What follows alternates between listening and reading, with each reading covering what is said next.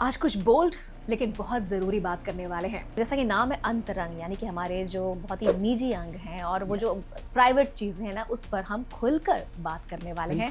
क्या लड़कों को भी होता है ये सर्वाइकल कैंसर? जितना लंबा किसी का सेक्सुअल पीरियड, सेक्सुअल एनकाउंटर्स का पीरियड होगा, उतना ज़्यादा उसके चांसेस बढ़ेंगे कैंसर सर्विक्स। 23-24 साल के बच्चे जाने कितने पार्टनर्स बदल चुके होते हैं। Can you imagine? कितना इम्पोर्टेंट है पार्टनर का जो सेक्सुअल हिस्ट्री है, इसकी जानकारी होना। रिलेशनशिप में आ चुके होते हैं और वो अर्ली स्टेज में, आपने अर्ली स्टेज का भी जिक्र किया था। Yes. तो अर्ली स्टेज में लड़के से ज्यादा लड़की को कितना नुकसान है? तो लड़कों को ये नहीं समझना चाहिए कि कैंसर सर्विक्स तो हमें होगा नहीं। किसी चीज की जब अति हो जाती है तो फिर कुछ ऐसा होता है कि बेसिकली कैरियर होता कौन है इसमें, लड़का या लड़की? जितनी इंसल्ट सर्विक्स की होगी उतना ज्यादा वो प्रोन होगा कैंसर के लिए।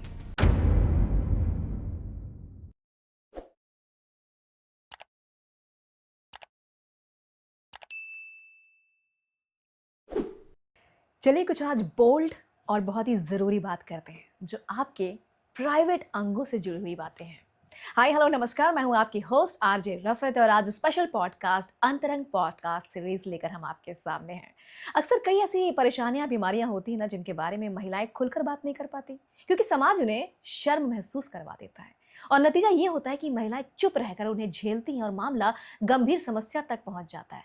कई बार तो सर्वाइकल कैंसर का भी रूप धारण कर लेता है। निजी अंगों से जुड़ा हुआ मामला है ये सर्वाइकल कैंसर, और इसके बारे में जानना बहुत ज़रूरी है, खास तौर से आज के दौर में जहां हुकअप और ब्रेकअप्स का कल्चर चल रहा है, ताकि महिलाओं के यौन जिंदगी बहुत ही सेफ रहे, अपनी जिंदगी खुलकर जी सके। और इसके लिए खुलकर बात करना ज़रूरी है और इसीलिए आज अंतरंग पॉडकास्ट सीरीज में हमारे साथ हैं जानी माने स्त्री एवं प्रसूति रोग विशेषज्ञ गायनेकोलॉजिस्ट डॉक्टर पूनम मिश्रा जी, और स्वागत करते हैं उनका अंतरंग पॉडकास्ट में।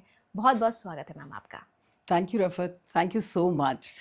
एंड यस, जैसा आपने बताया, मैं doctor Poonam Mishra cosmetic gynaecologist भी हूँ और एक सेक्सुअल हेल्थ एक्सपर्ट भी हूँ।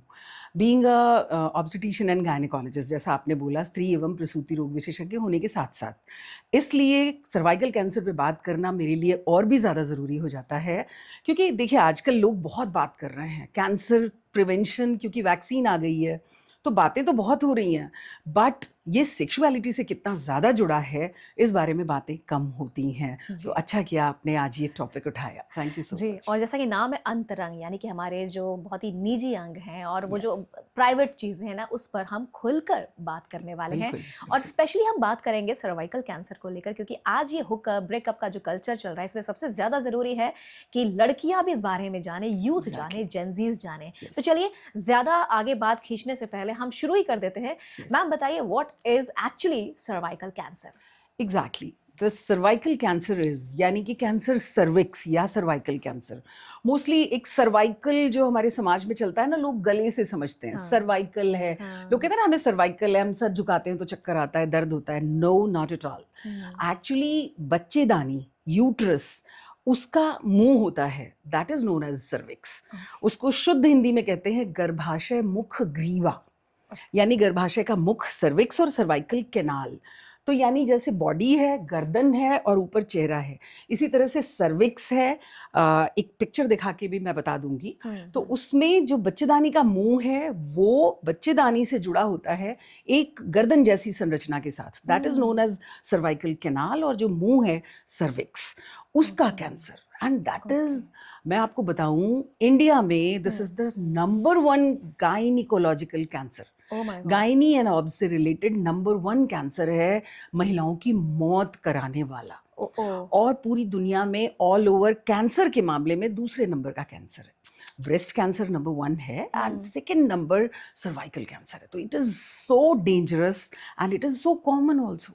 और सबसे दुखद बात क्या है, ये प्रिवेंटेबल है, बहुत आसानी से पकड़ में आ जाता है और इसका ट्रीटमेंट भी है और अब तो वैक्सीन भी है। फिर भी ये नंबर 1 कैंसर क्यों है महिलाओं की मौत की? ये बड़ी बात है कि जहाँ कैंसर का कोई इलाज नहीं है, अगर थोड़ा आगे बढ़ जाए, या उसका कोई सबसे बड़ा वैक्सीन नहीं है, वहीं सर्विकल कैंसर की वैक्सीन है और लोग अवेयर नहीं है। बिल्कुल, और बिल्कुल। इसीलिए हम ये शो, ये अंतरंग पॉडकास्ट सीरीज लेकर आए हैं कि जानिए इस बारे में, ताकि आप सुरक्षित रहें बिल्कुल, और कहीं से भी हेजिटेशन फील ना करें। चलिए, आपने बता दिया इंडिया की स्थिति वैसे बहुत खराब है इस मामले बहुत को खराब, लेकर, बहुत वैक्सीन खराब। होने के बावजूद भी। मैं बताऊँ, हुँ। Almost 1.2 lakh cases per year oh! Oh! Diagnose हो रहे हैं, निकल के आ रहे हैं और 60 से 70 हज़ार महिलाएँ हर साल मर रही हैं कैंसर सर्विक्स से। और कैंसर सर्विक्स से मौत होना और कैंसर सर्विक्स को डायग्नोज़ हो जाना, स्क्रीन करके पकड़ लेना, हम इस पे डिटेल में बात हुँ, करेंगे, हुँ। इनके बीच में बहुत लंबा टाइम होता है, करीब 20 ओके। साल का। ओह! ओह! और फिर भी इतनी मौतें हो रही हैं। कितना सीरियस मामला है। बहुत ही ज़रूरी है। चलिए, इस बारे में हमें अच्छा लगा कि डॉक्टर पूनम मिश्रा हमारे साथ हैं और इस मामले में बहुत तह तक हम जाने वाले हैं कि ये क्या है, ये तो आप समझ ही गए, लेकिन ये बचाया कैसे जा सकता है, इसके लिए वैक्सीन कौन-सी है, प्रिवेंशन कैसे है और क्या-क्या नहीं करना है, ये बहुत ज़रूरी है जानना। और क्या मैम, एक चलिए बात दिमाग में आ गई है, बात अब महिलाओं की कर रही हैं, क्या लड़कों को भी होता है ये cervical cancer? No, no, no, लड़कों को हाँ। सर्वाइकल कैंसर तो इसलिए नहीं हो हाँ, सकता कि क्योंकि वो उनके पास यूट्रस नहीं है और यूट्रस नहीं है। सर्विक्स नहीं है। हाँ, हाँ। बट येस, जिस कारण से ये हाँ, कैंसर होता है, हाँ, दैट इज़ एचपीवी, यानी हाँ, ह्यूमन हाँ, पैपिलोमा वायरस। हाँ। ये इन्फेक्शन लड़कों में भी होता है। और ओके। लड़कों के जो जननांग हैं, हुँ, यानी उनका पीनिस, हुँ, उनका एनोरेक्टल एरिया, हुँ, that private parts of a male also, even हुँ, थ्रोट कैंसर, मुंह का कैंसर लड़कों का, हुँ। सेक्सुअलिटी से रिलेटेड चीजें भाई हैं साहब! चलिए, इस ये। पर हम कभी बात करेंगे लड़कों के थ्रोट के कैंसर को लेके। एग्जैक्टली, लेकिन यस। सर्विकल कैंसर से रिलेटेड लड़कों का भी मामला है इसमें, ये बिल्कुल, भी एक तो आपने ये पॉइंट। वैक्सीन हाँ, जैसे लड़कियों में सर्वाइकल कैंसर बचाती है, हाँ, हाँ, सेक्सुअलिटी से रिलेटेड प्रॉब्लम्स लेके जो लड़कों में कैंसर्स होते हैं जेनाइटल हाँ, पार्ट्स के, हाँ। उनको भी बचाती यही सेम वैक्सीन? है। Same vaccine. वाओ! तो ये आप देखिए, यस। पूरा अपना अंतरंग पॉडकास्ट सीरीज़ पूरा देखिए, लोगों से भी शेयर करिए। अच्छा, क्या सर्विकल कैंसर जो है, जैसे कि एचआईवी के बारे में कहा जाता है कि ये एक-दूसरे से होता है, ये भी एक-दूसरे से होता है? देखिए, एचआईवी टाइप वायरस ये नहीं है, हाँ, human papilloma virus is a different virus. हाँ, बट यस, ये पहुंचता है, फैलता है, और okay, that is why sexual behaviour में discipline is a must. Okay. क्योंकि सर्वाइकल कैंसर का भी कारण, जैसे एड्स हो गया किसी को हुँ, एचआईवी से, और हुँ, वो सेक्सुअलिटी से सीधे सीधे जुड़ा हुआ है। हुँ, लोग डर के मारे, शर्म के मारे लोगों को बताते नहीं है कि लोग हमारी सेक्सुअलिटी से जोड़ देंगे इसको, कि हमारा सेक्सुअल हुँ, बिहेवियर कैसा है। बट हुँ। सच तो ये है कि कैंसर सर्विक्स भी इसी तरह से जुड़ा हुआ है और ह्यूमन पैपिलोमा वायरस भी इसी तरह से स्प्रेड होता है, तो वो ओके, फैल ओके, सकता है। ओके। तो इसके थोड़े फैक्टर्स बताइए मुझे, जो सर्विकल कैंसर का जो ये इन्फेक्शन है, जो एचपीवी इन्फेक्शन है, यस, इसमें कौन-कौन से को-फैक्टर्स हैं, क्या-क्या चीज़ें इसमें जुड़ी हुई हैं? यस, तो हाँ, कुछ तो सीधे सीधे कारण होते हैं हाँ। और कुछ कारण जो उसको और बढ़ावा देते हैं, को हुँ, फैक्टर्स जिन्हें हुँ, हम कहते हैं। हुँ, हुँ, हुँ, तो सबसे पहली चीज है सेक्सुअल बिहेवियर, जिसकी हमने बात की। हुँ, अर्ली सेक्सुअल एनकाउंटर, तो हुँ, जहाँ अर्ली मैरिजेस होती हैं जिन लड़कियों हुँ, की, जिन सोसाइटीज़ में, उनका जो सेक्सुअलिटी से जुड़ा हुआ पीरियड होता है वो बहुत लंबा हो जाता है। 14-15 साल की लड़कियों की शादियाँ अभी भी हो रही हैं छुपे तौर पे हुँ, कहीं-कहीं। हुँ, तो अगर 18 इयर्स में भी किसी लड़की की शादी हो जाती है और 45 इयर्स हम मानते हैं फर्टाइल पीरियड, और आजकल तो लड़कियाँ इतनी एक्टिव हैं, सेक्सुअली भी एक्टिव हैं और अपनी बॉडी के प्रति भी इतनी ज़्यादा जागरूक हैं कि वो बड़ी एक्टिव हैं।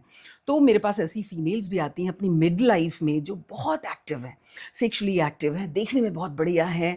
तो आप ये नहीं कह सकते कि 45-50 पे उनका सेक्सुअल जो एनकाउंटर्स हैं वो ख़त्म हो गए। तो जितना लंबा किसी का सेक्सुअल पीरियड, सेक्सुअल एनकाउंटर्स का पीरियड होगा, उतना ज़्यादा उसके चांसेस बढ़ेंगे कैंसर सर्विक्स अटेन करने के, एक्वायर करने के। अब इसमें दूसरी चीज़ आ जाती है, अर्ली मैरिजेस की जहाँ तक बात हो गई, बच्चियाँ हुँ, हैं जो। हुँ, अब छोटी बच्ची का तो डेवलपमेंट हो रहा है ना, उनका सर्विक्स अभी पूरी तरह से मैच्योर नहीं है, hmm, and she is getting exposed to sexuality. तो हुँ, वहाँ पे बहुत जल्दी उसके सर्विक्स में इन्फेक्शन हो जाता है और वो एचपीवी इन्फेक्शन परसिस्ट करता है। तो बात ये है कि एचपीवी इन्फेक्शन हो जाने से ही किसी को कैंसर नहीं हो जाता, और हुँ, सारे एचपीवी, सारे ह्यूमन पैपिलोमा वायरसेस कैंसर नहीं करते। ओके। कुछ खास स्ट्रेन्स हैं, हम उनके बारे में बात करेंगे। हुँ, हुँ, हुँ, पर कितनी देर तक वो सस्टेन्ड रहते हैं हुँ, जेनाइटल पार्ट्स में, अच्छा, स्पेशली सर्विक्स में, अच्छा, वो वायरस, ये इस पे भी डिपेंड करता है। इसीलिए बार-बार का एक्सपोज़र। अच्छा, मल्टीपल पार्टनर्स, हुँ, आजकल तो लोगों का सेक्सुअल बिहेवियर ऐसा हो गया है, छोटी-छोटी बच्चियाँ, लड़कियाँ, अनमैरिड गर्ल्स, बॉयज़ जो आते हैं ओपीडी में, they are so very much exposed. 23-24 साल के बच्चे जाने कितने पार्टनर्स बदल चुके होते हैं। Can you imagine?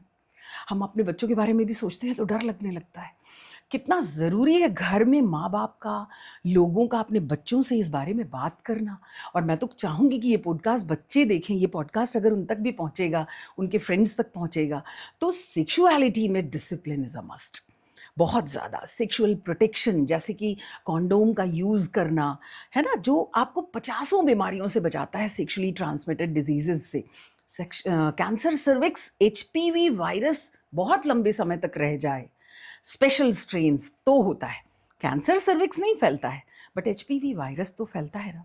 तो multiple sexual partners, early marriages, multiple marriages, फिर वहाँ पे भी बात आ गई, है ना। या मेल पार्टनर का सेक्सुअल बिहेवियर, जहाँ महिलाएं कई बार जानती नहीं हैं अपने पति के बारे में, अपने पार्टनर के बारे में, कि उसका सेक्सुअल बिहेवियर कैसा है। तो जहाँ आपको पता नहीं है, वहाँ प्रोटेक्शन ज़्यादा ज़रूरी है ना, वो आपको बचा के रखेगा। ये कुछ चीज़ें बहुत ज़्यादा हैं। इवन स्मोकिंग, आप सोचेंगे स्मोकिंग, अल्कोहल अब्यूज़, या वो सारी बार बार बीमार होना, इम्यूनिटी किसी की कम अगर किसी भी वजह से होती है, तो उसे इन्फेक्शंस जल्दी होते हैं, और वो इन्फेक्शंस ज़्यादा दिन तक रहते हैं उसकी बॉडी में, तो ये इन्फेक्शंस कराते हैं। ओके। तो ये जो आजकल कल्चर चला हुआ है ना कि यार मेरी लाइफ है, माय लाइफ माय रूल्स, और मेरे कितने भी पार्टनर्स हो, अगर लड़के बदल सकते हैं तो मैं क्यों नहीं बदल सकती हूँ। यस, इक्वालिटी हर जगह है, जो काम लड़के कर सकते हैं आप भी कर सकती हैं, लेकिन ये बात मुझे समझ में आई है और समझना सबको चाहिए कि फ़र्क आपको ज़्यादा पड़ेगा। Exactly. And one more thing, prevention is better than cure. हाँ, Always one should remember. आप जिए ना अपनी जिंदगी, आपको जैसे भी जीनी है, बट आपको हमेशा उसके प्रोज एंड कॉन्स पता होने चाहिए। हाँ, आप जिस तरह की जिंदगी पसंद कर रही हैं, उसके कितने नुकसान हो सकते हैं, ये जानना ज्यादा जरूरी है। फायदे और मजा तो सबको आता है, इसका क्या क्या नुकसान होने वाला है, और उससे अपने आप को बचा के रखिए बस। बस इसी के लिए हम आज बात भी कर रहे हैं। अच्छा, आपने जो बात की फैक्टर्स की, इसमें कुछ लो रिस्क हाई रिस्क वाले भी हैं? Exactly, yes. तो जो ह्यूमन पैपिलोमा वायरस इन्फेक्शंस होते हैं, इनके कुछ स्ट्रेन्स हैं। अच्छा, वैक्सीन क्यों इतनी अच्छी है, हम आगे जब बात करेंगे, क्योंकि ह्यूमन पैपिलोमा वायरस से केवल और केवल कैंसर सर्विक्स ही नहीं होता है, और भी सेक्सुअली ट्रांसमिटेड डिजीजेज होती हैं, जैसे वार्ड्स होते हैं। तो वार्ड्स, जिन्हें कि हम इल्ले कहते हैं, या कुछ खास तरह के प्रोजेक्शंस हो जाते हैं बॉडी में, पैपिलोमैटस इरप्शंस इन द बॉडी, वो भी जेनाइटल एरिया के, वो वार्ड्स भी ह्यूमन पैपिलोमा वायरस इन्फेक्शन से होते हैं। पूरा का पूरा जेनाइटल एरिया कन्वर्ट होने लगता है पैपिलोमैटस इरप्शंस से। तो इनसे भी बचाते हैं, ये वैक्सीन बचाती है। या ह्यूमन पैपिलोमा वायरस से अपने को प्रोटेक्ट करेंगे अगर लड़के और लड़कियां, तो उन्हें और भी बीमारियां नहीं होंगी। कैंसर तो बाद की बात है, कैंसर होने में तो लंबा टाइम लगता है। तो जो लो रिस्क स्ट्रेन्स हैं एंड हाई रिस्क स्ट्रेन्स हैं, तो कुछ नंबर्स हैं, जैसे 6 and 11, 16 and 18, ये नंबर हैं, स्ट्रेन्स हैं। अच्छा। ये हाई रिस्क में आते हैं। 16 and 18 तो बहुत ही हाई रिस्क है। और 16, 18 नंबर है। ह्यूमन पैपिलोमा वायरस 16, अच्छा, ह्यूमन पैपिलोमा वायरस 18, अच्छा, अच्छा, 31, 33, 45, ओके, 56, 58, ये कुछ स्ट्रेन्स हैं अच्छा, जो पाए गए हैं कि इनके इन्फेक्शंस बड़े डेंजरस हैं, और लॉन्ग टर्म ये इन्फेक्शंस अगर सस्टेन्ड रहते हैं तो ये कैंसर करते हैं। तो ओह, इनको प्रिवेंट करने वाली वैक्सीन्स हैं।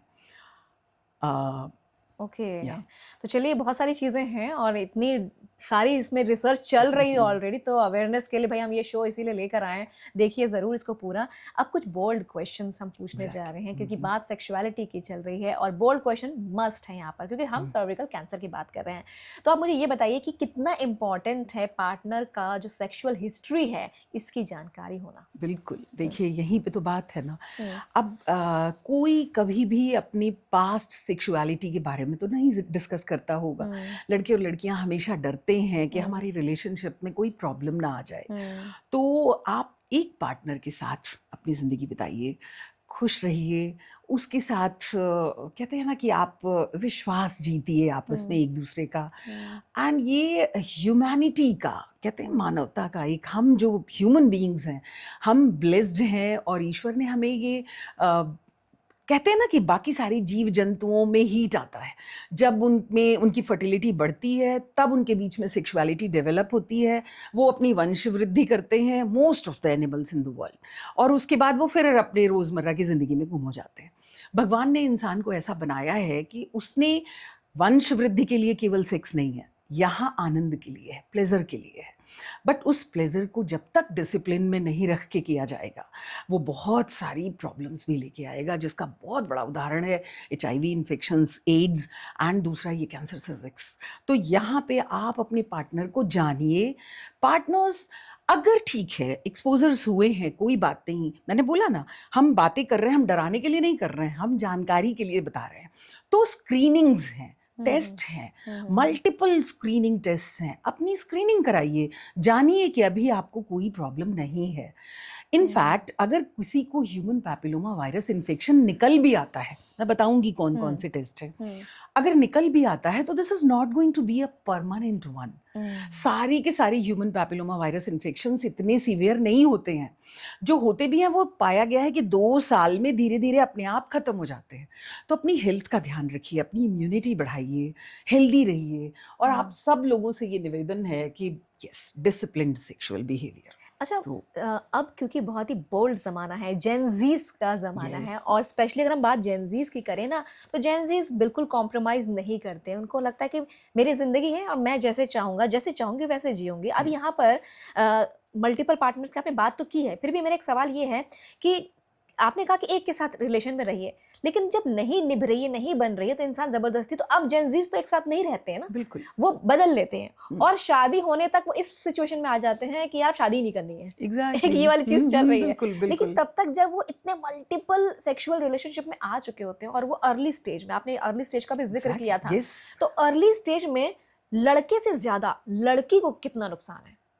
देखिए, बराबर का नुकसान है। Okay. हमें लगता है कि लड़कियों को ज़्यादा है क्योंकि हम सर्वाइकल कैंसर की बात कर रहे हैं और सर्विक्स इज अ पार्ट हाँ, जो फीमेल्स में होता है, हाँ, बट मेल्स भी उतने ही एक्सपोज्ड होते हैं, ओके, उतने ही एक्सपोज्ड होते हैं। तो लड़कों को ये नहीं समझना चाहिए ओके, कि कैंसर सर्विक्स तो हमें होगा नहीं, उन्हें पिनाइल कैंसर्स होते हैं। और HPV virus, human papilloma virus, is a dangerous virus.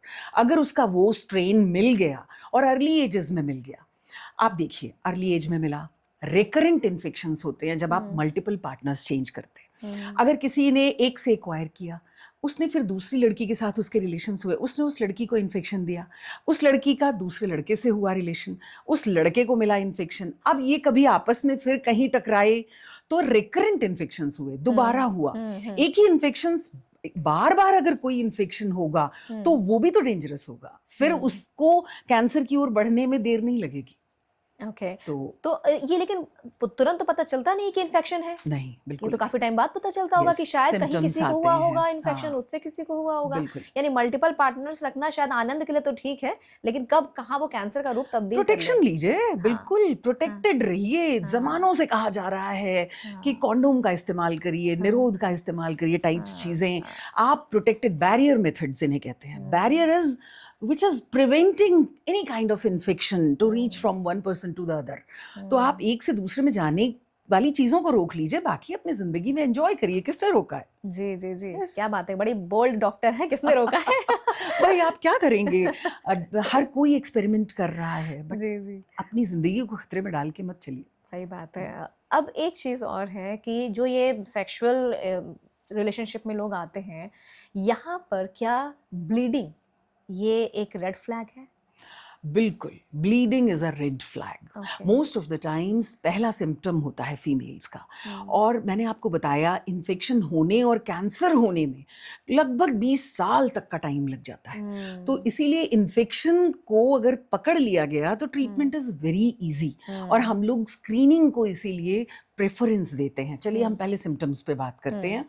तो कई बार फीमेल्स आती हैं इरेगुलर मेंस्ट्रुअल सिम्टम्स लेकर के, तो हर इरेगुलर मेंस्ट्रुअल सिम्टम कैंसर की ओर नहीं ले जाता है, but it can be a symptom. तो अपनी डॉक्टर से तुरंत मिलें अगर किसी भी तरह की प्रॉब्लम है। अक्सर इंटरमेंस्ट्रुअल ब्लीडिंग होती है, जैसे एक पीरियड और दूसरे पीरियड के बीच में कभी कभी ब्लड आ जाना, ये एक सिम्टम है। दूसरा जो सबसे अलार्मिंग सिम्टम है, ब्लीडिंग ड्यूरिंग इंटरकोर्स। आप रिलेशनशिप में हैं, आप अपने हस्बैंड के साथ अपने बड़े नाजुक अच्छे से मोमेंट में है, कोजी सिचुएशन में है, एंड यू फाइंड के या द पेशेंट फाइंड्स कि उसको ब्लीडिंग हुई उस इंटरकोर्स के दौरान, और फिर बार बार इसकी फ्रीक्वेंसी बढ़ने लगी, हर इंटरकोर्स में उसे ब्लीडिंग हो रही है। ज़रूरी नहीं है कि कैंसर ही है, और भी बहुत सारे रीजंस होते हैं जो सर्विक्स से रिलेटेड या जेनाइटल पार्ट से रिलेटेड हो सकते हैं, बट कैंसर होने के चांसेस, और वो भी लेट अगर लाइफ है, लाइक 40+, 30+ में भी अब चीज़ें मिल रही हैं सामने। तो अगर 40+ की कोई फीमेल है, 35+ की कोई फीमेल है and she is having such kind of bleeding, तो उसको तो तुरंत डॉक्टर के पास जाना ही जाना है। डॉक्टर का काम है, वो सारी चीज़ें रूल आउट करेंगे और उसमें एक कैंसर एक ही बार सर्विक्स अगर भी ऐसा होगा। देखा गया हो या कि कई कितनी बार देखा गया तो जाना चाहिए डॉक्टर के पास? कितनी बार का तो एक बार में ही अलार्मिंग है, और अगर ओके। सेकंड टाइम हुआ तो डॉक्टर के पास पहुंच जाइए, इंतजार मत करिए।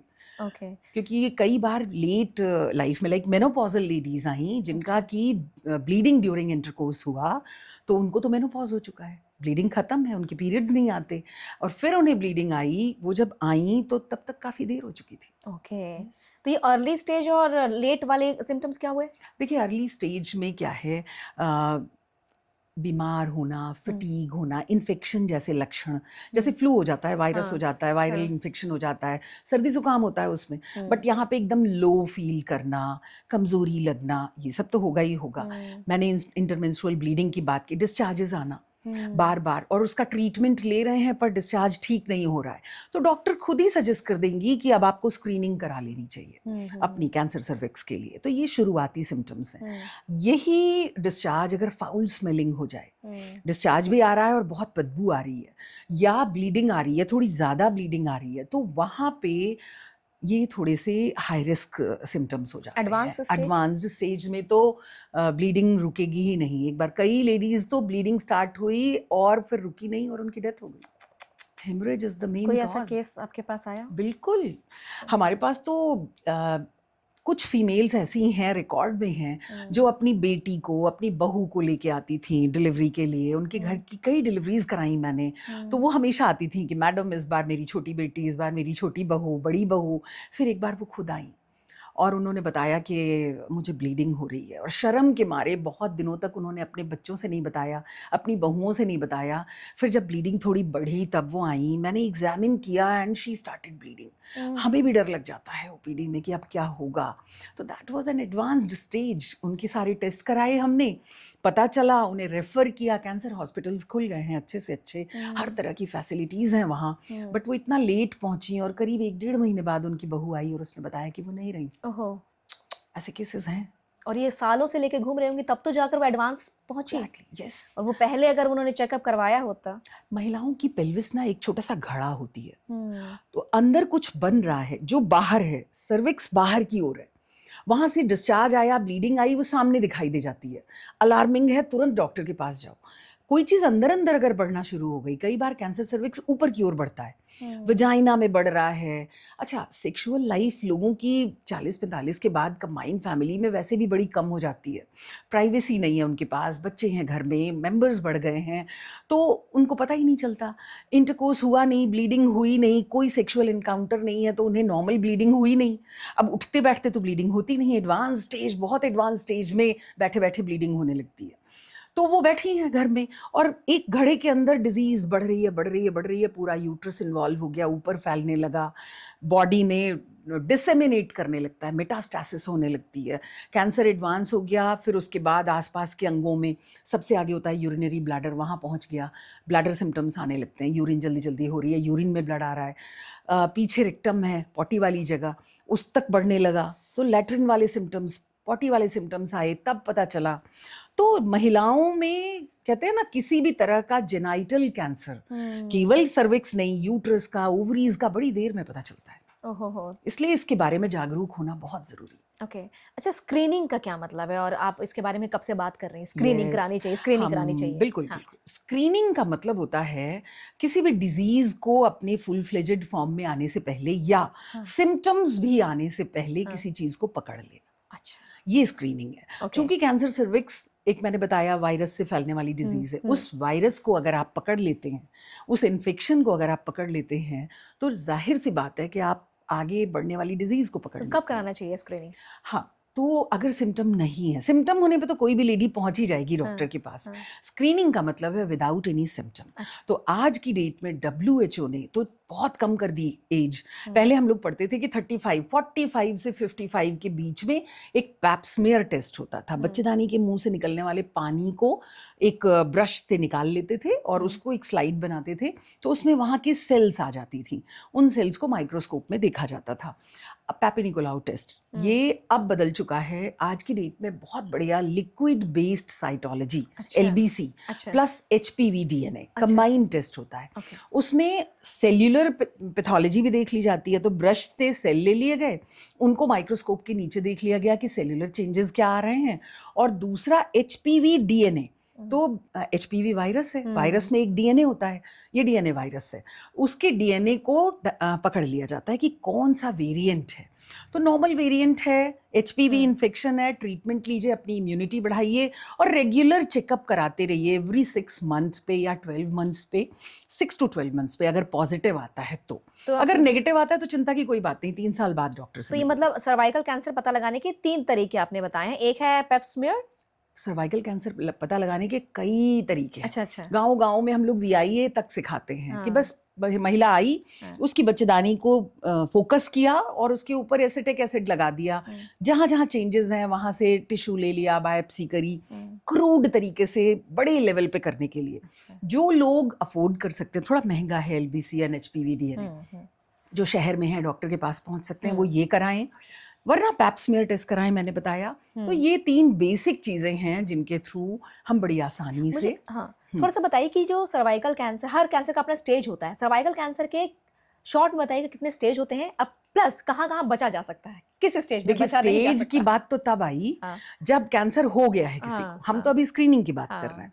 तो अगर स्क्रीनिंग कहाँ करनी है, जेंजीज के लिए ये प्रोग्राम है ना बेसिकली, मतलब ज्यादा हम चाहेंगे वो भी देखें।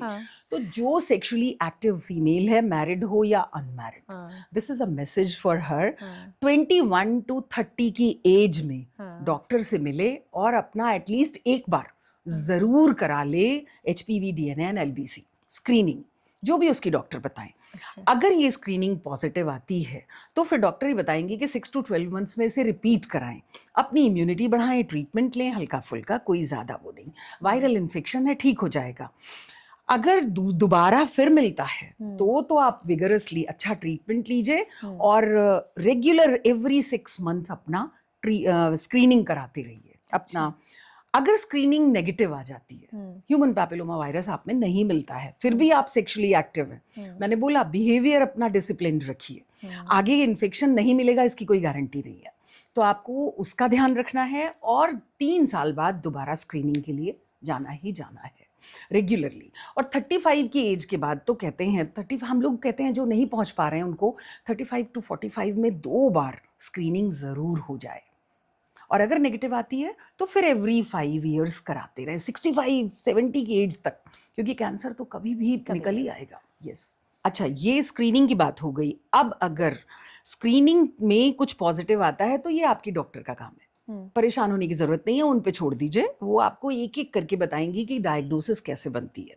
तो कई बार हम इस स्क्रीनिंग के बाद कॉल्पोस्कोपी करते हैं। तो कॉल्पोस्कोपी एक तरह की जांच होती है जिसमें एक लैंप से सर्वाइकल एरिया, जेनाइटल एरिया को फोकस करके उसको बड़ा करके मैग्नीफाई करके देखा जाता है कि किस एरिया में किस तरह का इन्फेक्शन, उसमें होने वाले चेंजेस उस एरिया में दिखाई देते हैं। वहां से बायोप्सी ली जाती है और biopsy is a definitive test. Cellular changes अगर सर्विक्स में आने लगे हैं तो कैंसर की शुरुआत किस लेवल तक है या अभी नहीं है, ये डॉक्टर का काम है बताना। अब जैसा आपने पूछा था स्टेजेस, यस, किसी भी कैंसर, बॉडी की किसी भी कैंसर की 4 मेन स्टेजेस होते हैं। फर्स्ट स्टेज है कि अभी अभी कैंसर हुआ है, सेकेंड स्टेज की कैंसर थोड़ा बढ़ना शुरू हो गया है, थर्ड स्टेज कैंसर जिस एरिया में है वहां से निकल के अपने आसपास के एरिया में भी जाने लगा है, और फोर्थ स्टेज की वो डिस्टेंट मेटास्टेसिस हो गई है, यानी बात हम यूट्रस की कर रहे हैं और लिवर तक, लंग्स तक, ब्रेन तक, बोन्स तक कैंसर पहुंच चुका है। ये 4 स्टेजेस होती हैं। चूंकि मैंने आपको बताया HPV, हर HPV इन्फेक्शन से कैंसर नहीं होगा। HPV infection, cancerous HPV infection भी अगर बॉडी की इम्यूनिटी ठीक है, सब कुछ बढ़िया है, तो कई बार वो अपने आप सबड्यूड भी हो जाता है, खत्म भी हो जाता है। तो बार बार टेस्ट कराना इज मैंडेटरी, टाइमली, अपनी डॉक्टर के इंस्ट्रक्शंस को फॉलो करना इज मैंडेटरी। और अगर कैंसर निकल भी आया है तो भी उसका ट्रीटमेंट है, बहुत अर्ली स्टेज में मिल गया, फटाफट सर्जरी होती है, ख़त्म। मेरे पास ऐसे भी पेशेंट्स हैं जो 20 साल पहले जिनकी सर्जरी हुई थी और वो आज भी ओल्ड एज में 65 75 की एज की लेडीज़ बड़ी बढ़िया परफेक्ट टाइमली ट्रीटमेंट लेके आ रही हैं। शुरुआती दौर में हो गया। जिनमें थोड़ा सा बढ़ जाता है, इतना बढ़ जाता है कि सर्जरी से नहीं निकलेगा, वहाँ कीमो रेडिएशन होता है। कीमोथेरेपी सबने सुनी ही है, रेडियोथेरेपी भी होती है और इससे काफ़ी हद तक हम लोग कैंसर को कंट्रोल कर लेते ये हैं। थर्ड स्टेज में, second and Second, third stage में, second and सेकेंड में भी एडवांस स्टेज, Advanced. सेकेंड की अर्ली स्टेज तक सर्जरी हो जाती है। अब सेकेंड के advance stage and third stage में तो कीमो रेडिएशन है और उससे भी आगे है तो पैलिएटिव ट्रीटमेंट, जहाँ की हम पेशेंट की क्वालिटी ऑफ लाइफ को इम्प्रूव करते हैं कि उसे तकलीफ ना हो, पेन ना हो। धीरे धीरे कैंसर तो बढ़ ही रहा है, डेथ सुनिश्चित है, लेकिन जितनी भी उनकी ज़िंदगी है वो अच्छी हो, पेन फ्री हो, सुकून वाली हो। इतने दर्द को सोचने से अच्छा है कि पहले सोच लिया जाए Yes. और सेक्सुअल बिहेवियर को कैसे मेंटेन करना है इस पर ध्यान दिया जाए। बिल्कुल। थोड़ा सा इस पर प्रकाश डाल दीजिए कि ये सेक्सुअल बिहेवियर होना कैसे चाहिए, क्योंकि इंसान ये सोचता है कि यार मुझे ज़िंदगी को खुल के जीना है और मल्टीपल पार्टनर के साथ जीना है, बिल्कुल। लेकिन सेक्सुअल बिहेवियर कैसा होना चाहिए? देखिए, पूरी दुनिया दहल गई थी जब एड्स सामने आया था। सारी दुनिया, बिल्कुल कहते हैं ना कि किसी चीज़ की जब अति हो जाती है तो फिर कुछ ऐसा होता है कि संभलना पड़ जाता है इंसान को। मैं बहुत छोटी थी जब HIV इन्फेक्शंस आए थे और लोग संभल गए थे, लोग डरने लगे थे। किसी भी अननोन पर्सन के साथ सेक्सुअल कांटेक्ट से तो हर इंसान डरने लगता है और डरना भी चाहिए। अब यहाँ बात आती है कि आपका सेक्सुअल बिहेवियर कैसा है। ठीक है, आपके मल्टीपल पार्टनर्स हैं, कोई बात नहीं, आप प्रोटेक्शन लीजिए, प्रॉपर प्रोटेक्शन लीजिए। बट हमेशा मैं ये कहूँगी, बेटर है कि आप डिसिप्लिन रहिए, एक पार्टनर के साथ प्रॉपर अच्छी ज़िंदगी बिताइए। ठीक है, आपकी एक पार्टनर से नहीं पटी, छोड़ दिया उसको, ज़िंदगी में ज़िंदगी ने आपको दूसरा मौका दिया, कोई दूसरा मिला, वो भी डिसिप्लिन्ड हो, आप भी डिसिप्लिन्ड हो, ये क्या ज़्यादा अच्छा नहीं है? ये ज़्यादा खूबसूरत नहीं है? ले दे के कितने भी बच्चों से, बड़ों से आप मिलिए जिनके मल्टीपल पार्टनर्स रहे हों, पर लास्ट में स्टिक तो करता है ना आदमी। फैमिली बनाता है, एक बीवी लाता है घर में, एक पति के साथ रहती है लड़की, तो ज़िंदगी तो एक पार्टनर के साथ ही बीतनी है ना। बाकी के एक्सपेरिमेंट्स मैं कैसे कहूँ, कुछ मत करिए, आपका जो मन हो करिए, लेकिन जानिए कि इनसे क्या क्या नुकसान हो सकता है। आपकी इर्रेगुलर बिहेवियर से, इनडिसिप्लिन्ड बिहेवियर से आप अपनी पार्टनर को, जो शायद इनोसेंट है, कुछ दे रहे हैं इतना बुरा जो उसकी लाइफ को बर्बाद कर देगा। ये मैं मेल्स के लिए संदेश दे रही हूँ। लड़कियों के लिए तो है ही है कि वो अपनी भी रक्षा करें। और एक और संदेश है, देखिए, माँओं के लिए। हर माँ को अपना ध्यान रखना है, अपनी स्क्रीनिंग करानी है। 35 की एज है, डॉक्टर के पास जाइए, बोल दीजिए कि मुझे कैंसर सर्विक्स की स्क्रीनिंग करानी है और कुछ नहीं। और अपने बच्चों को वैक्सीन लगवाइए, क्या बेटा क्या बेटी। तो ये एक माँ का और एक पिता का भी फ़र्ज़ है कि वो अपने घर के छोटे बच्चों को वैक्सीन लगवाए, क्योंकि ये वैक्सीन प्रिवेंटेबल डिजीज़ है। कौन सा कैंसर वैक्सीन से ठीक हो सकता है? नहीं हो सकता है। तो कितने ब्लेस्ड हैं हम कि ठीक है, ये बहुत कॉमन है, जान ले रहा है, लेकिन वैक्सीन से ठीक भी तो हो जा रहा है। क्या बात है। तो मुझे आप ये बताइए, अब आप वैक्सीन की बात की है, तो कौन कौन सी वैक्सीन अवेलेबल है और कौन सी ऐसी जो आप कहेंगी बेस्ट है ये? यस, देखिए, शुरू में तो सिर्फ 2 ही वैक्सीन्स थी, गार्डासिल एंड सर्वेरिक्स। मैं यहाँ किसी प्रमोशन के लिए नहीं बैठी हूँ, किसी भी कंपनी या किसी भी ब्रांड के लिए, लेकिन चूंकि यही चीज़ें अवेलेबल हैं इसलिए इनके बारे में बात करना है। और आजकल तो बहुत सारे NGOs और बहुत सारे लोग, सरकार भी बड़ी हेल्प कर रही है, मास स्केल्स पे लड़कियों को वैक्सीन्स लगवाई जा रही हैं। तो 3 तरह की वैक्सीन्स अवेलेबल हैं, थर्ड एकदम नई है। तो एक सर्वेरिक्स एक वैक्सीन है जो बाइवेलेंट है, यानी उसमें HPV वायरस 16 और 18 के अगेंस्ट वो वैक्सीन काम करती है, क्योंकि ये 2 वायरसेस सबसे ज़्यादा डेंजरस पाए गए हैं और सबसे ज़्यादा नंबर में कैंसर सर्विक्स की ओर ले जाते हैं। गार्डासिल क्वाड्रीवैलेंट वैक्सीन है, यानी वो 4 तरह के वायरसेस के अगेंस्ट है। 16, 18 एंड 31 एंड 33 ये वेरिएंट्स हैं जिनको पाया गया कि ये आगे 16, 18 के बाद 31, 33 भी। एक नैनोवैलेंट वैक्सीन अभी आ गई है रिसेंट, जिसमें 9 वेरिएंट्स के लिए, Okay. मैंने बताया था आपको। Okay. तो इनके लिए है, तो बेस्ट तो वही है, बट वो थोड़ी महंगी है, अवेलेबिलिटी उसकी कम है, और जो चीज़ ज़्यादा कॉमन है उसके अगेंस्ट भी अगर काम कर लिया जाए तो भी बहुत ठीक है। तो बेस्ट है कि हेल्दी रहना, इम्यूनिटी को बरकरार रखना, सेक्सुअली डिसिप्लिन रहना, वैक्सीन लगवाना, बाइवेलेंट लगवाइए, क्वाड्रीवेलेंट लगवाइए, दोनों ही अच्छी हैं। देखिए, एक और फ़ायदा है वैक्सीन लगवाने का, हर्ड इम्यूनिटी होती है। हर्ड इम्यूनिटी हम कहते हैं कि मास स्केल पे इम्यूनिटी डेवलप होना। जब हम एक लड़की को, 2 लड़की को, 10 लड़की को, 20 लड़कियों को लगाते हैं, तो उन 20 लड़कियों से तो अब इन्फेक्शन नहीं जाएगा ना अगले को। ऐसे ही अगर हम हंड्रेड्स ऑफ बॉयज़ को जब हम वैक्सीन लगा देते हैं, तो इतने बच्चों को तो अब कैंसर फैलाने वाली वेरिएंट से इन्फेक्शन नहीं होगा, ना उन्हें होगा, ना वो अपने किसी पार्टनर को देंगे। इस तरह से हम पूरी सोसाइटी को इम्यून बनाते हैं। तो वैक्सीन लगवाने का एक इनडायरेक्ट जो फायदा होता है वो होता है कि सोसाइटी पूरी की पूरी इम्यून होने लगती है। ये वैक्सीन लेकिन महंगी आती होंगी, हर कोई तो वैक्सीन अफोर्ड नहीं कर पाएगा ना। थोड़ी सी महंगी है, मैंने बोला ना कि हाँ। एनजीओज आजकल काम कर रहे हैं और फ्री वैक्सीनेशन कैंप्स हो रहे हैं, तो बहुत सारी एनजीओज हेल्प कर रही हैं।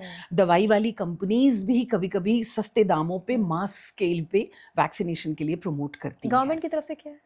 गवर्नमेंट की तरफ से अभी फ्री वैक्सीन तो नहीं है अवेलेबल, बट येस, जैसे सर्वेरिक्स की बात की मैंने, गार्डेसिल की बात की, कभी कभी कंपनीज, मैंने कई बार सुना है अपने फ्रेंड्स के थ्रू, कई बार मैंने भी कैंप्स किए हैं, तो वहाँ पे 300-400 बच्चों के लिए वैक्सीन आ जाती है, और कोई ना कोई एनजीओ उसका खर्चा उठाने को तैयार हालांकि हो अभी जाता है। हमारे बजट में ये भी था कि सर्विकल कैंसर के लिए 14 साल तक की उम्र के बच्चों के लिए फ्री किया वैक्सीन जाए। का होगा। वो अभी शुरू हुआ नहीं है, अभी हुआ अभी नहीं है, होगा, अभी वो हुआ फ्यूचर देखते कब होगा वो। तो जैसा आपने बोला 14 साल की, तो हाँ। ये वैक्सीनेशन के बारे में ये भी बताना बड़ा ज़रूरी है हाँ। कि 9 इयर्स टू 14 इयर्स की एज को हाँ। बच्चियों के लिए, लड़कियों के लिए और लड़कों के लिए अच्छा। माना गया है कि यहाँ वैक्सीन लगनी चाहिए, और ऐसे में 2 डोजेज आर इनफ। अच्छा। बट लड़कियों के लिए कहा गया है कि उनको 26 की एज तक भी वैक्सीनेट कर सकते हैं, क्योंकि आजकल डिलेड मैरिजेस हो रही हैं, एक्सपोजर्स कम हैं, मान के चलते हैं कि उन्हें 26 साल तक दे सकते हैं, तो वहाँ 3 डोजेस देनी पड़ती हैं। 15 साल के बाद 3 डोजेस, और 15 साल से पहले के 2 डोजेस दी जा रही हैं। बेसिकली कैरियर होता कौन है इसमें, लड़का या लड़की? दोनों ही, ओके। दोनों ही है। किसको किससे मिला, पहले मुर्गी हुई पहले अंडा हुआ, कहना बड़ा मुश्किल है, but yes, they are the carriers, those who are participating in any sexual activity, they are carriers. ये बॉडी में कहाँ से आ गया ये कैंसर का, सर्वाइकल कैंसर का जो पहला जो अंडा है वो कहाँ से आ गया? ये मैं समझ नहीं पाई। HPV virus is very develop कहाँ हुआ, ये अंदर हुआ, अब कहाँ से है? देखिए, वायरसेस तो घूम रहे हैं ना, हवा में घूम रहे हैं, हर तरफ हैं, और सेक्सुअली ट्रांसमिटेड डिजीजेस जो हैं वो केवल और केवल सेक्सुअल कांटेक्ट के दौरान। अच्छा, हम बात कर रहे थे लड़कों की इनडिसिप्लिन सेक्सुअल बिहेवियर की। आप वो बोल्ड सवाल मुझसे पूछे, उससे पहले मैं ही जवाब दे देती हूँ। आजकल और भी तो एक्सपेरिमेंट्स हैं। पहले देखिए, अब जेंजीज हैं, सरकार को भी उस पर मुहर लगानी पड़ गई कि boys and boys can get married, homosexuality is now a days common. तो होमोज में होमोसेक्सुअल मेल्स आर बहुत ज़्यादा रिस्क पे होते हैं वो इन्फेक्शन कांटेक्ट कर पाने में, अटेन कर लेने में। वहाँ पे उनका एनोरेक्टल सेक्स होता है, ओरल सेक्स हो रहा है, तो इस तरह से ओरल कैविटी के कैंसर्स, एनोरेक्टल कैंसर्स, बाकी तो मैंने बताया ही, पेनाइल कैंसर्स लड़कों में हो रहे हैं, मिल रहे हैं, और पाया जा रहा है कि ये this is because of their sexual behaviour. तो वहाँ पे भी एचपीवी वायरसेस पहुँच के इन्फेक्ट कर रहे हैं, और फिर वो बहुत लंबा इन्फेक्शन, एक इन्फेक्शन रह जाए बड़ा मुश्किल है। मैंने बताया 2 साल तक में तो अच्छी इम्यूनिटी वाला आदमी हर तरह के इन्फेक्शंस को निकाल बाहर करता है। इसका मतलब रिकरेंट इन्फेक्शंस हो रहे हैं, बार बार इन्फेक्शन आपको हो रहा है, होते होते होते होते वो वहाँ तक पहुँच जा रहा है कि कैंसर बन जा रहा है। यानी कि अगर लड़का लड़के के साथ भी रह रहा है तो वहाँ भी कैंसर बहुत ज़्यादा हो रहा है। यस, प्रोटेक्शन वहाँ भी ज़रूरी है। ओहो, ये बात बहुत इंपॉर्टेंट आपने बताई। प्रोटेक्शन बहुत ज़रूरी है, ऑनेस्टी बहुत ज़रूरी है। अपने पार्टनर के साथ ऑनेस्ट रहिए, अपने पार्टनर के साथ ज़िंदगी अच्छी खुशहाल बिताइए, प्रोटेक्टेड रहिए। अच्छा, मेल्स के लिए कोई रिकमेंडेड वैक्सीन या कुछ? ये एचपीवी वैक्सीन आ गई है, और अच्छा। 15 इयर्स तक के लड़कों में लगाई जा रही है। अच्छा, अभी अच्छा, ओके, इसके ओके। आगे अभी ट्रायल्स चल रहे हैं कि और आगे देना है कि नहीं देना है। अच्छा, एक क्वेश्चन है कि जिसको ऑलरेडी अब ये हो गया है सर्वाइकल कैंसर, क्या वो भी वैक्सीनेटेड हो सकता है? उसको भी बिल्कुल जरूरी है? नहीं, vaccine is for the prevention, vaccine is not a treatment. बाद में नहीं हो सकता? यस। तो ओके। अगर किसी को कैंसर हो गया है तो अब उसे कैंसर का ट्रीटमेंट फटाफट कराना चाहिए। वैक्सीन अब नहीं लगेगी? एक और बात बतानी है, अगर एचपीवी वैक्सीन लग गई है तो ऐसा कहीं लिखा हुआ नहीं है कि आपको कभी कैंसर नहीं होगा, ओके। क्योंकि मैंने बताया कि मैक्सिमम नैनो वैलेंट तक हम पहुंच गए हैं। 9 वेरिएंट्स को हम ढूंढ चुके हैं जिनसे कैंसर होता है। बट कैंसर तो वैक्सीनेटेड लोगों में भी हो सकता है। यस, चांसेस बहुत और बहुत कम हो जाते हैं, रेयर हो जाते हैं। तो स्क्रीनिंग नहीं छोड़नी है कि हम तो वैक्सीनेटेड हैं, हमें स्क्रीनिंग की क्या जरूरत। स्क्रीनिंग हर महिला को करानी है। अच्छा, एक ही पार्टनर है, कोई मल्टीपल पार्टनर नहीं है, एक ही पार्टनर लाइफ लॉन्ग एक ही के साथ रहे, लॉयल रहे, क्या उनमें भी हो सकता है कैंसर? एग्जैक्टली मैंने बोला ना, सेक्सुअल बिहेवियर तो है ही, सेक्सुअल एनकाउंटर्स कितने लंबे हैं। तो अर्ली मैरिजेस में बहुत अर्ली एज से ही सेक्सुअलिटी स्टार्ट हो गई है। हाँ। वहां पे क्या होता है, देखिए, सर्विक्स इज द वेजाइना, महिला की योनि, और आगे आता है सर्विक्स। सेक्सुअल एनकाउंटर्स में सबसे ज्यादा चोट उसी सर्विक्स को लगती है ना। तो वो सबसे ज्यादा ओपन रहता है इन्फेक्शन को लेने में, सबसे पहले इन्फेक्शन वहीं पहुंचता है वहां।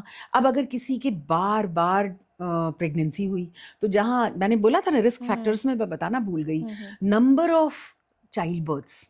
तो अगर किसी के मल्टीपल चाइल्ड बर्थ्स हैं, 5 बच्चे, 8 बच्चे, 10 बच्चे, 12 बच्चे, मेरे पास 12 बच्चों वाली माएँ भी आती हैं, तो they are very prone for cervical cancer. अगर बार बार प्रेगनेंसी हुई और आपने जाके डीएनसी कराई, इवैक्यूएशन कराया, दवाइयाँ खाई, अबॉर्ट करा, जितनी इंसल्ट सर्विक्स की होगी उतना ज्यादा वो प्रोन होगा कैंसर के लिए। ये है। यानी बच्चेदानी जिसे हम कह रहे हैं ना, बच्चेदानी में जितना छेड़छाड़ होगी, Yes. जितने तरीके से छेड़छाड़ होगी, उतना वो बदला कैंसर के रूप में ले सकता है। तो बेहतर है कि डिसिप्लिन लाइफ जिए और स्क्रीनिंग कराते हैं, लॉयल लाइफ जिए आप। Yes. ओके। तो अच्छा, अगर मान लीजिए वैक्सीन नहीं ले पाया कोई पूरी डोज, तो पूरा कोर्स क्या फिर से इसको लेना पड़ेगा? मान लीजिए ऐसा होता ये है तो? बहुत अच्छा सवाल है, क्योंकि कई बार फीमेल्स आती हैं कि हमने पहली डोज तो ले ली, सेकंड मिस हो गई है। हाँ। कहीं नहीं, आपको कोई भी कोर्स फिर से शुरू नहीं करना है। आप जहां हैं वहीं से आगे बढ़ जाइए।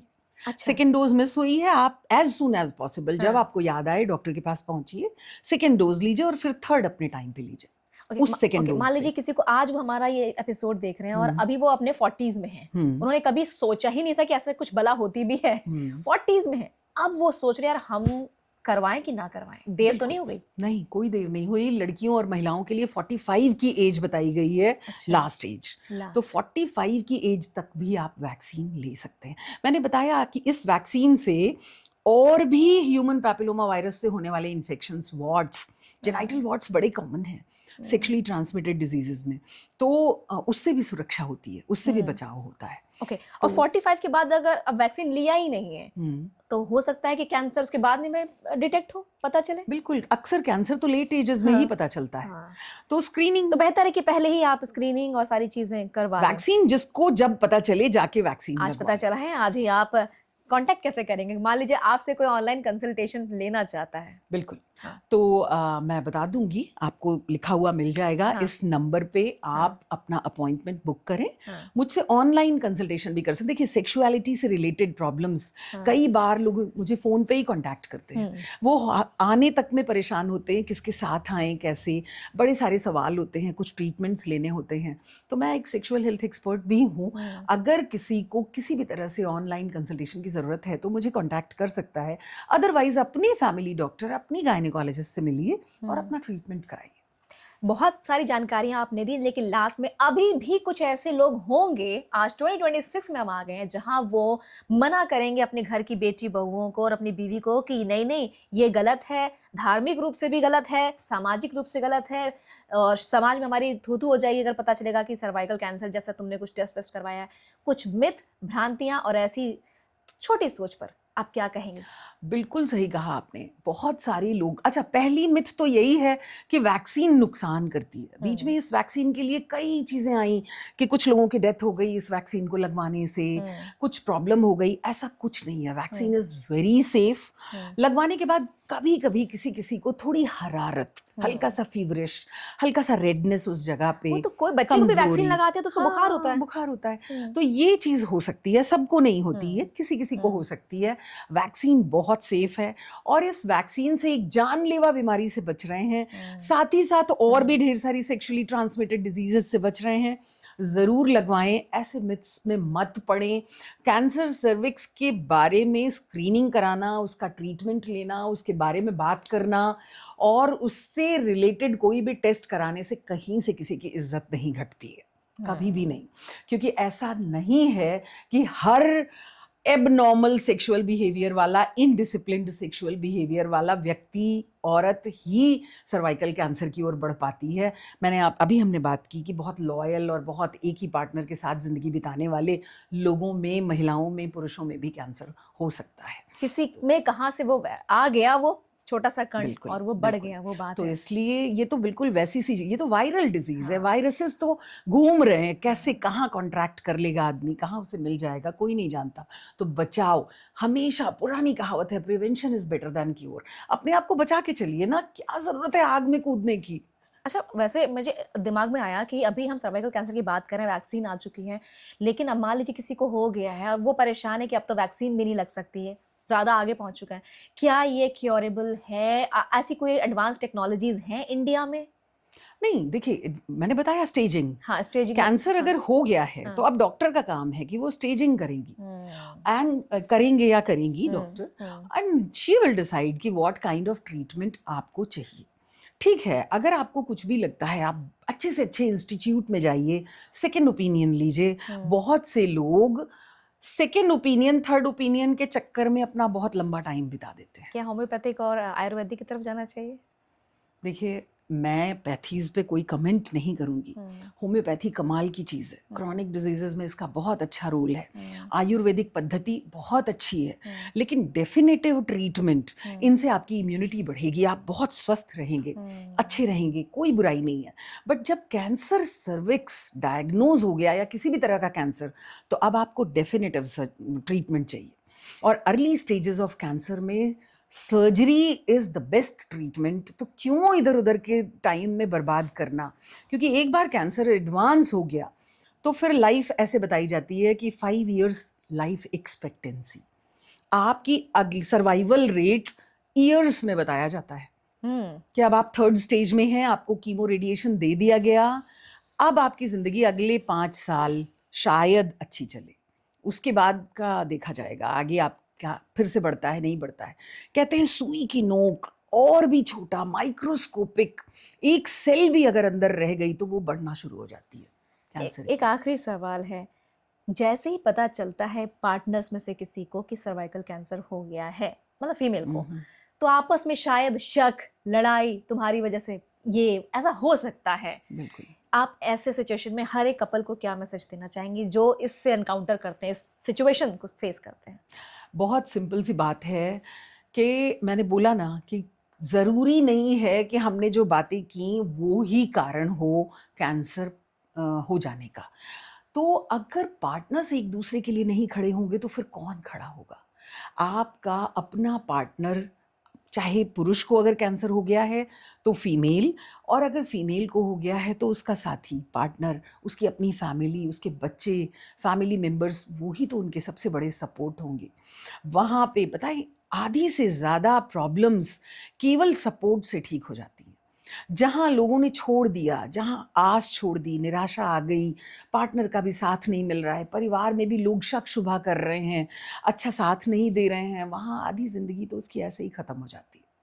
तो यहाँ एक ही संदेश है कि मिल-जुल के खड़े होइए, आइए और लड़िए और इस कैंसर को ख़त्म कर दीजिए। क्या बिल्कुल। बात है! तो डॉक्टर पूनम मिश्रा, आपने सर्वाइकल कैंसर पर प्रैक्टिकली और इमोशनली दोनों तरीके से पिक्चर बहुत ही क्लियर कर दी है।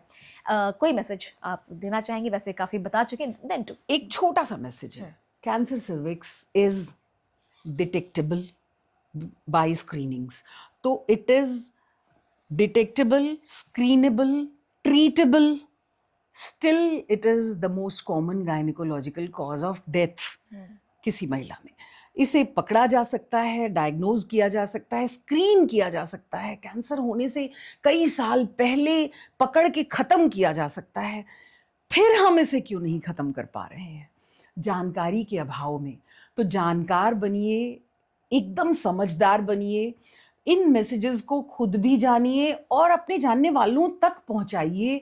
अपने बच्चों को कैंसर से बचाने के लिए वैक्सीन लगवाइए टाइमली।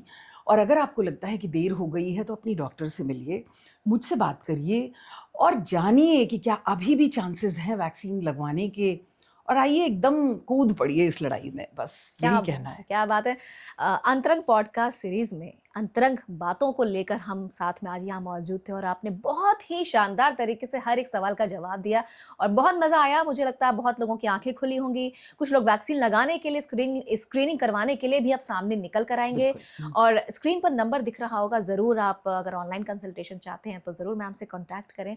और मुझे लगता है कि हम आगे और भी एपिसोड्स में कुछ बातें करेंगे, बिल्कुल, है ना। Thank you so much ma'am अंतरंग पॉडकास्ट सीरीज में जुड़ने के लिए। Thank you so much. और इन्हीं जानकारियों के साथ आपसे कहेंगे कि याद रखिए, शर्म नहीं, जानकारी बहुत जरूरी है। शर्म का ये पर्दा हटा दीजिए और अपनी जिंदगी को बचा लीजिए। समय पर बात करेंगे तो बीमारी से पहले बचाव मुमकिन है। और आज डॉक्टर पूनम मिश्रा को हम आपके सामने लेकर आए अंतरंग इस पॉडकास्ट सीरीज में। इन्हें सोशल मीडिया पर भी जरूर फॉलो कीजिएगा। स्क्रीन पर दिया गया जो नंबर है इसे सेव कर लीजिए। किसी भी परेशानी के लिए आप कॉल करके ऑनलाइन कंसल्टेशन भी इनसे ले सकते हैं। फिलहाल मैं आपकी होस्ट आरजे रफत मिलूंगी एक और नए अंतरंग के एपिसोड में। तब तक के लिए ध्यान रखिए, ख्याल रखिए। Bye bye, take care.